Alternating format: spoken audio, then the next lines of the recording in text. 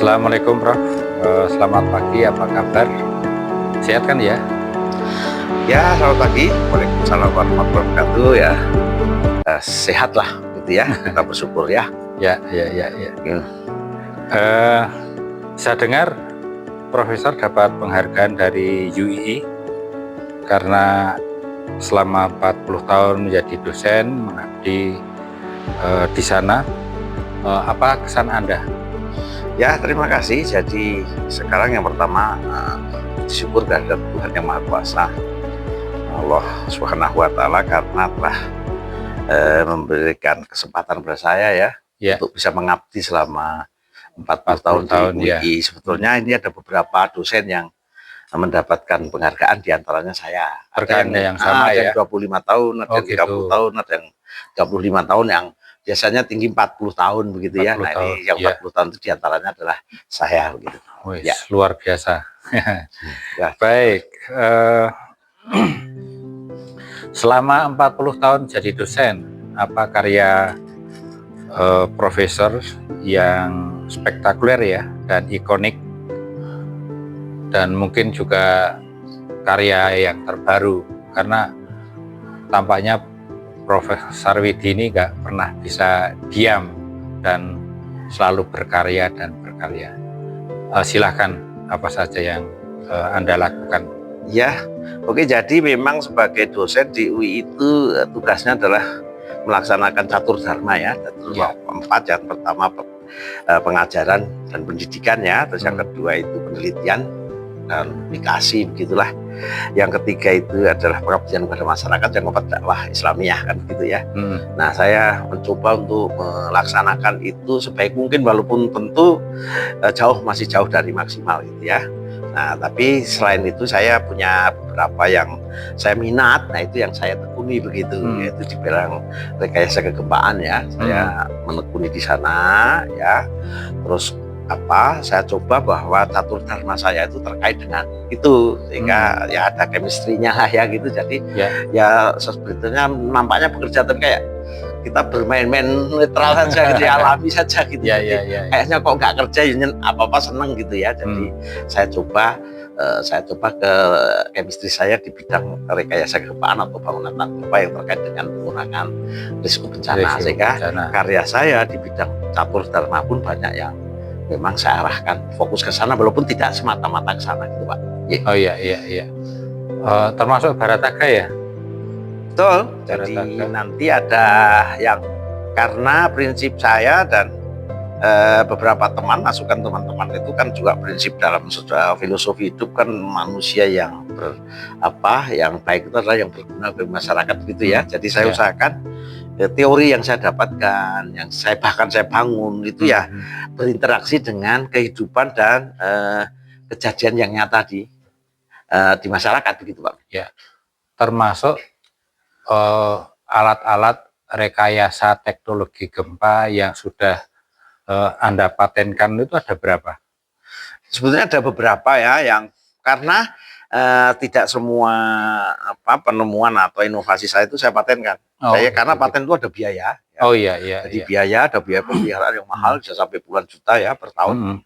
Sehingga hanya yang laris ya, yang marketable di masyarakat yang saya patenkan. Sehingga dari beberapa itu saya seleksi, selama ini 2 saja yang saya paten, yang lain hanya merek-merek dagang lah ya, merek dagang, terus logo seperti itu. Tapi saya fokuskan pada sesuatu yang bisa sustainable ya, secara finansial juga bisa kita dapatkan, terus secara manfaat di masyarakat ada. Jadi interaksi antara finansial dan masyarakat itu, inovasi itu seperti itu. Ya, oke. Sebagai dosen tampaknya Profesor ini juga terlibat sebagai Dewan Penasihat di BNPB RI ya, bahkan pernah menjadi Ketua Dewan Penasihat ya di sana ya. Apa saja yang dikerjakan di BNPB RI? Jadi di BNPB itu ada yang juga sekarang di BRIN ya, ada BRIN juga ya. Namanya organ, namanya unsur pengarah. Gitu. Jadi unsur pengarah itu dari pemerintah ada, dari unsur masyarakat profesional ada. Ya. Nah, saya itu dari unsur masyarakat profesional yang saya masuk sejak BNPB baru ya tahun 2009 pada saat Pak Presiden Susilo Bambang Yudhoyono sebagai presiden itu ya. Nah, saya masuk di sana ikut seleksi ya, mulai banyak seleksi yang panjang sampai ke fit and proper di DPR Komisi 8 DPR RI, terus disampaikan ke presiden, terus diangkat kita begitu. Jadi ini saya dari unsur masyarakat profesional gitu Pak. Ya, sampai sekarang ya di BNPB ya sebagai Dewan Penasihat. Ya masih kita mengikuti seleksi beberapa kali gitu dan diterima begitu ya. Jadi sehingga kita bisa berlanjut sampai sekarang, dan tentu saja ya pengarah tugasnya ya adalah seperti think tanknya ya. Jadi bagaimana kita bisa melihat secara luas. Kalau teman-teman pelaksana kan sudah capek dengan kaitan sehari-hari pelaksanaan yang instruksi dari pemerintah, dari presiden, dari masyarakat, sudah melayani itu tidak sempat lagi untuk berpikir kan, artinya ya ada tapi kecil lah untuk inovasi dan sebagainya. Memang itu tugasnya untuk menyelesaikan apa yang ada. Kami itu bisa tidak ikut dalam pelaksanaan, sehingga kami masih dalam koridor pemikiran dan hati kita itu tenang. Apapun yang kejadian kita bisa berpikir jauh dan bisa berpikir luas begitu. Nah, itu gunanya adanya pelaksana dan pengarah. Mungkin di departemen kementerian yang lain itu perlu juga ada, karena kalau sudah pelaksana saja itu biasanya sudah tidak ada inovasi kecil ya. Ada pun inovasi dari luar, misalnya dari institusi lain, dari perguruan tinggi atau apa, tapi koneknya itu tidak semudah kalau sama-sama dalam satu tubuh yang satunya mikir, satunya melaksanakan untuk dipikir untuk dilaksanakan. Nah ini suatu seleksi yang sangat manis gitulah kalau dilaksanakan di seluruh Indonesia. Ya luar biasa. Ya ternyata Profesor ini juga tidak hanya berkarya dan terlibat di Indonesia saja, bahkan terlibat di dunia internasional, khususnya tentang masalah bagaimana penanganan masalah gempa di dunia internasional. Di mana saja Prof, dan apa saja yang Anda kerjakan? Betul, terima kasih Pak Sarsimin. Jadi sepulang saya studi dari Amerika, dari New York gitu ya, saya pulang di Indonesia, saya terus memaintain kolaborasi dengan teman-teman luar negeri begitu, dengan terus membuat proyek-proyek yang ada, yang terutama dengan teman-teman Jepang ya, pemerintah maupun masyarakatnya begitu. Saya banyak terlibat di sana sampai beberapa tahun begitu. Terus juga membantu Uni Eropa juga. Uni Eropa juga mempunyai permasalahan gempa yang waktu yang ada di Indonesia terutama ya, pembantuan, tapi di wilayah sana juga ada, misalnya di Turki, di Italia dan sebagainya ada juga. Terus juga di teman-teman yang banyak ahli juga di sana, yaitu di Jepang dan di Cina, LRC Republik Cina itu banyak ahli di sana. Tapi ahli kan beda-beda ya. Saya bangunan yang masyarakat, sementara ada bangunan yang tinggi, teknologi tinggi gitu. Memang saya belajarnya pendidikan saya di bangunan teknologi tinggi ya, karena Amerika ya. Tapi setelah saya harus sesuaikan gitu, setelah di Indonesia ya apa yang dibutuhkan masyarakat gitu. Terus saya coba teori itu saya rubah untuk diinovasi, diaplikasikan menjadi yang dibutuhkan di Indonesia, yaitu bangunan-bangunan sederhana yang banyak korbannya itu ya. Setelah itu saya bentuk teori baru gitu ya, teori baru atau postulat atau apapun yang penting nanti ada kita buat ya, seperti tesa, antitesa, terus saya membuat sintesa, jadi tesa baru lagi, saya sendiri kadang mengantitesakan diri saya sendiri. Setelah itu sintasa lagi menjadi tesa baru, jadi bagaimana supaya bermanfaat gitu Pak. Nah di luar negeri itu sehingga saya banyak juga membantu di PBB ya, di United Nations ya. Terutama sekarang dulu UNISDR, sekarang UNDRR ya. Kita sering diminta advice gitu ya. Selain juga dari teman-teman di kelompok Erasmus yang kebanyakan dari Eropa, sekarang juga sedang membuat proposal untuk kerjasama dengan Perancis, Vietnam, Indonesia juga. Jadi kita berjalan terus lah ya. Dan teman-teman Jepang tentu tidak lupa sampai sekarang juga masih sering diskusi dan sebagainya. Gitu Pak. Modelnya kolaborasi ya Prof ya. Jadi kolaborasi karena begini. Nah, jadi kita tidak sempurna, kita punya keinginan yang tinggi, mereka juga punya keinginan. Di mana kita bisa bertemu keinginan itu bisa dilaksanakan. Gitu ya? Karena kalau keinginan, semua keinginan kita tinggi, tapi bagaimana apa bisa dilaksanakan kan begitu. Tapi kalau dilaksanakan saja tanpa keinginan, itu juga sesuatu yang mungkin tidak bermanfaat juga atau mungkin tidak punya arah. Jadi itu kita kolaborasi, apalagi sekarang dengan adanya Zoom, dengan online ya, dengan Teams dan sebagainya. Wah, itu saya sangat diuntungkan karena walaupun saya banyak base camp di Jogja, tapi pekerjaan saya di Jakarta secara nasional maupun internasional saya tetap bisa berjalan sampai sekarang dari tempat ini juga. Termasuk mengadakan seminar-seminar ya, Prof? Ya betul, dari seminar, rapat-rapat itu kita hampir tidak kalah intensifnya dengan waktu saya muda begitu. Lagi tua ya, sekarang tidak fisiknya yang keluar negeri, tapi kita menggunakan rapat-rapat melalui online. Wah, mantap itu. Baik, ini ada lanjutannya. Selain menjadi tenaga pengajar, menjadi dewan penasehat, kemudian masih disibukkan dengan kegiatan-kegiatan yang lain, tapi Profesor juga masih membuat Mugesa ya, sekarang jadi Mugesa. Kalau tidak salah sudah 3 kali berpindah tempat. Saat ini kan sudah pindah di dekat kawasan Telaga Putri ya. Alasannya apa sih dan tujuannya apa Profesor membuat museum ini? Ya, jadi bagus ya. Jadi salah satu kelemahan yang saya amati begitu ya di negara berkembang termasuk di Indonesia juga ini. Tapi kelemahannya adalah dokumentasi. Sehingga orang bekerja itu tidak melanjutkan program yang sudah ada, di mana yang berhasil kita teruskan, yang tidak berhasil kan begitu. Tapi karena tidak ada catatan, tidak ada dokumentasi, sesuatu itu baru lagi. Jadi returning to the wheel. Jadi seperti kalau muter roda itu yang muter saja gitu, nggak jalan gitu. Karena dokumentasi tidak bagus. Nah, dengan adanya museum gempa ini kita belajar, ini loh keberhasilan kita, ini loh kegagalan kita. Ada semacam ada narasinya, ada historinya, sehingga kalau mau ke sana jangan ke sini karena dulu sudah ini, atau ke sana boleh, tapi ini diinovasi. Atau tetap ini yang benar, yang jelas ini sudah bisa kalau mau digunakan ini jalan. Nah, dengan adanya museum itu kita punya dokumentasi. Yang kedua, interaksi dengan masyarakat, itu masyarakat mendonasikan juga sebagian koleksi.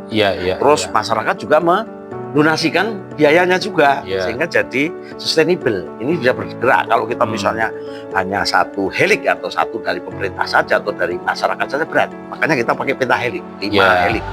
Jadi termasuk mengedukasi mereka ya, banyak orang banyak orang. Karena supaya sustainable kan harus ada pembiayaan dan perencanaan. Nah, pembiayaan dari mana? Yaitu dari ini tadi, dari pemerintah, dari masyarakat, dunia usaha, dari media massa, dan dari perguruan tinggi. Jadi itu sebetulnya kalau diuangkan miliaran ya. Tapi kan karena itu kerjasama dan itu sesuatu yang ada, jadi tinggal dikumpulkan saja, terus nanti dinikmati bersama, kita kritik bersama untuk jalan kita ke depan apa.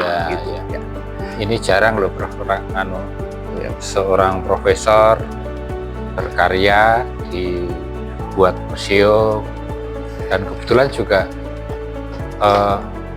sudah ada bantuan pemerintah atau belum, misalnya difasilitasi pemerintah untuk museum gempa. Iya, jadi biasanya pemerintah seperti pemerintah Kabupaten Sleman itu kadang kalau ada kegiatan juga di museum, di provinsi dana keistimewaan juga kita bagaimana karena museum itu berhubungan dengan budaya sadar bencana.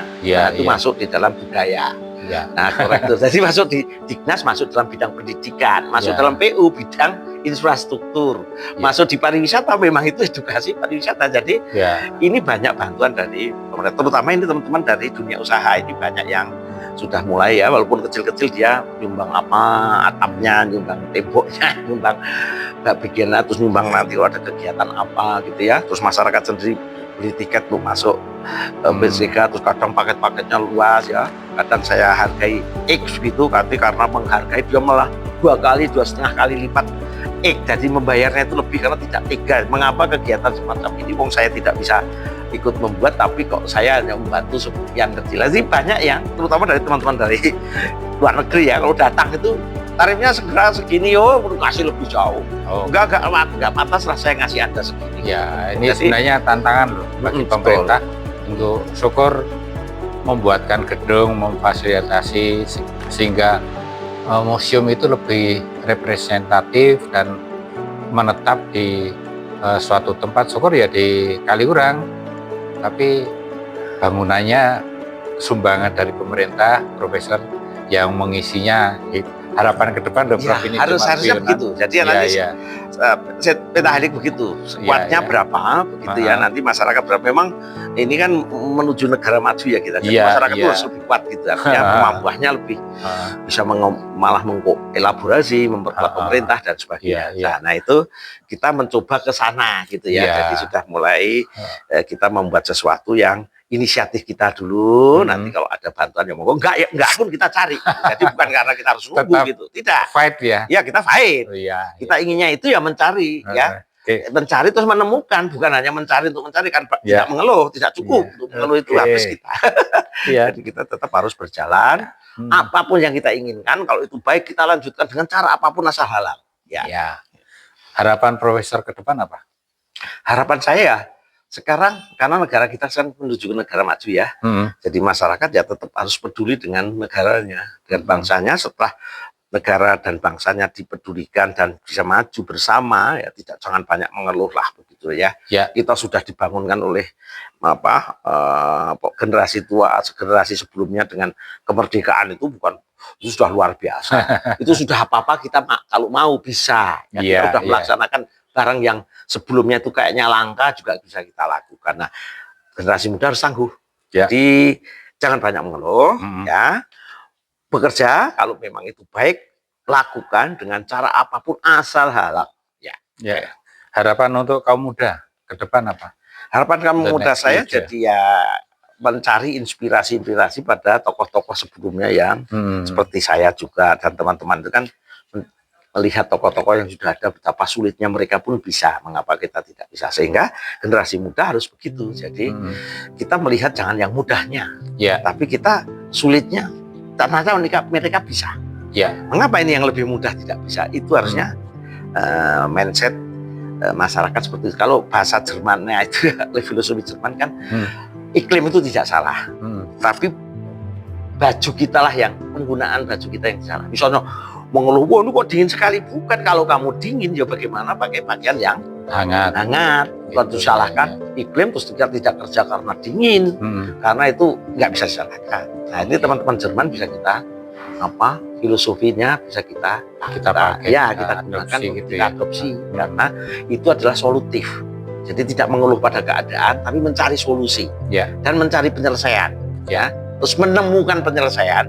Itu seperti itu. Itu luar biasa. Pokoknya kita juga punya di lokal wisdom kita di Jogja, di mana saja, di Pulau Jawa, di luar Jawa itu sudah punya kayak begitu. Buktinya dari tidak merdeka jadi merdeka, dari dulu nggak punya sekarang jadi punya, mesti ada sesuatu yang bisa kita gali. Oke, baik Prof, terima kasih. Ungkapan-ungkapan atau harapan-harapan Profesor untuk kita semua, juga untuk bangsa Indonesia ya.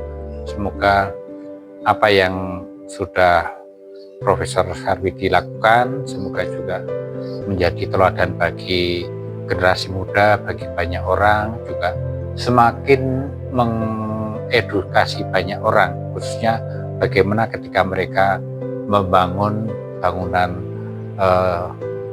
rumah tinggal mereka yang tahan gempa. Itu ya Prof. Terima kasih. Jadi memang kita hanya bagian kecil dari bidang besar yang kita lakukan, ya kita semaksimal mungkin lah dengan segala kekurangan kita, tapi ya bagaimana kita maksimal kita lakukan lah. Oke, siap Prof. Terima kasih. Sama-sama ya. Oke, siap. Cek. Apa itu?